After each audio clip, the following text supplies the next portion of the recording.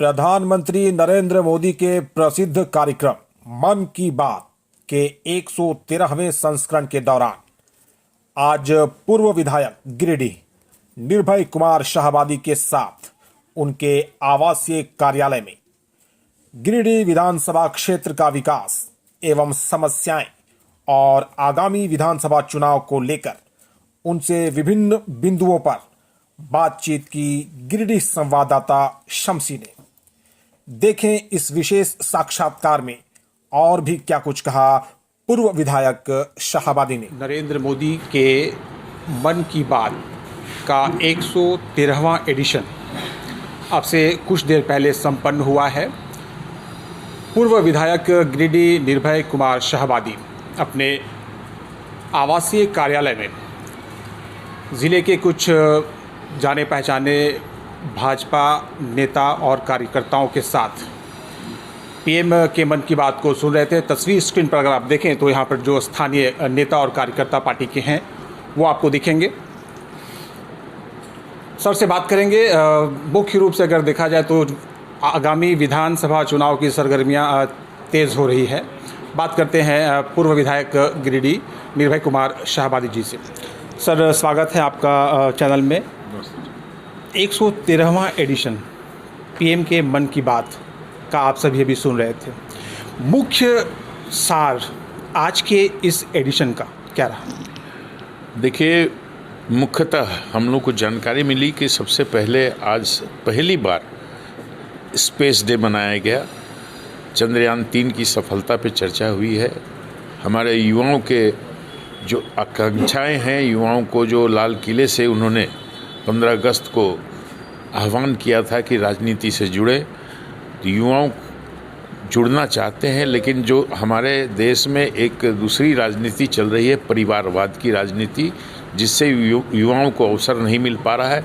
इसका उल्लेख किया उन्होंने, युवाओं को प्रेरणा देने का काम किया कि परिवारवाद की राजनीति से बाहर आकर के आप राजनीति में जुड़िए, स्पेस मूवमेंट में जुड़िए।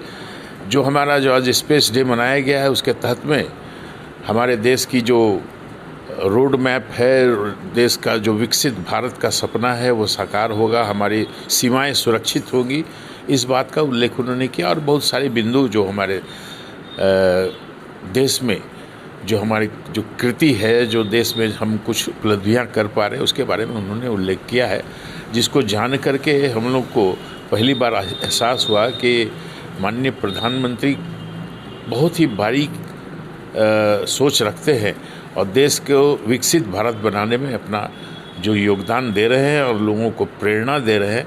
निश्चित रूप से आगे चल कर के हम विकसित भारत का जो सपना हमने देखा है वो साकार होगा। सर कुछ बातें अपने शहर और विधानसभा क्षेत्र की अगर की जाए, 2 बार यहाँ से आप विधायक रहे, काफ़ी काम करने का आपको अवसर मिला। जहाँ तक आपने काम किया था 10 वर्षों के कार्यकाल में, उसके बाद से अब तक लगभग 4.5 पौने 5 साल का जो कार्यकाल बीता है वर्तमान विधायक का, कहाँ देख रहे हैं काम होता हुआ, किस तरह की स्थिति है? देखिए, अपने कार्यकाल में मैंने सभी क्षेत्रों में काम किया है। पानी, बिजली, सड़क, स्वास्थ्य, सारी चीज़ों पे काम किया है और मुझे इस बात का गर्व भी है। लेकिन अभी इन 5 सालों में अगर हम देखें तो पूरा गिरिडीह के विकास ठहर चुका है।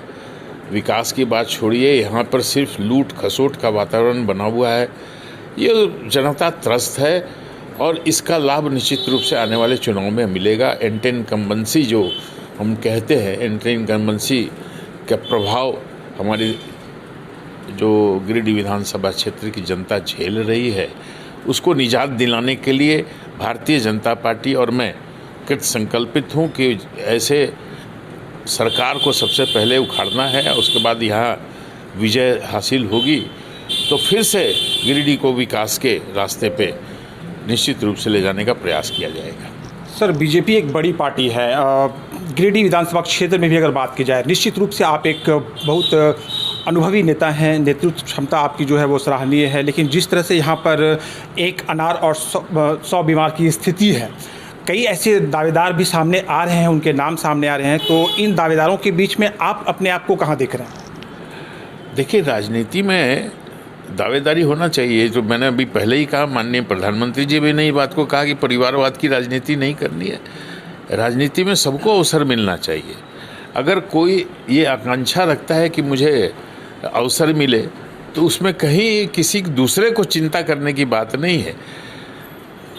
सारा चीज़ आज के राजनीति में सर्वेक्षण होते हैं, सारी चीज़ें जानकारी हासिल करके हमारी पार्टी बड़ी है, आपने कहा, और हमारी पार्टी पूरी बारीकी से इन चीज़ों को देखती है और देखने के बाद जो तय करेगी, जिनको भी टिकट मिलता है तो निश्चित रूप से पार्टी वहाँ पर मेहनत करने का काम करेगी। सर, राजनीतिक गलियारों में तरह तरह की खबरें और अटकलें सामने आती हैं।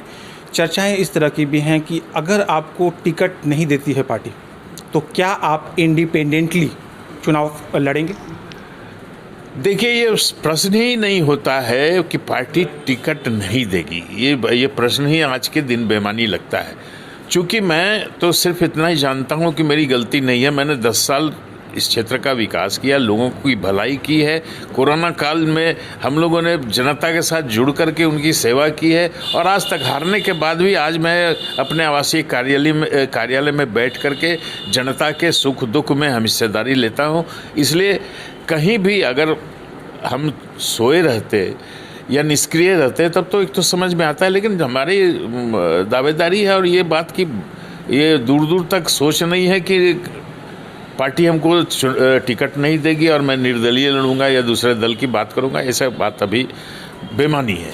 आगामी विधानसभा चुनाव की अगर बात की जाए तो क्या गिरिडीह विधानसभा क्षेत्र और झारखंड में परिवर्तन करने की स्थिति में है बीजेपी? बिल्कुल, चूँकि लोगों ने झेला है यहाँ जिस तरह से लूट खसोट और पूरे तरह से खनिज संपदाओं की लूट, और जिस तरह से आप देख रहे हैं एक कुर्सी का खेल चल रहा है। कभी ये बैठ रहे हैं, कभी वो बैठ रहे हैं, कभी अपनी पत्नी को लड़ा रहे हैं, कभी पत्नी का नाम आ रहा है। और ये परिवारवाद की राजनीति, अभी आज प्रधानमंत्री ने भी उल्लेख किया है कि ये परिवारवाद के चलते आज हमारे युवाओं को, हमारे देश के जनता को काफ़ी क्षति उठानी पड़ रही है। और ये परिवारवाद की राजनीति यहाँ भी वर्तमान जो हमारी सरकार है, हेमंत सोरेन की सरकार, परिवार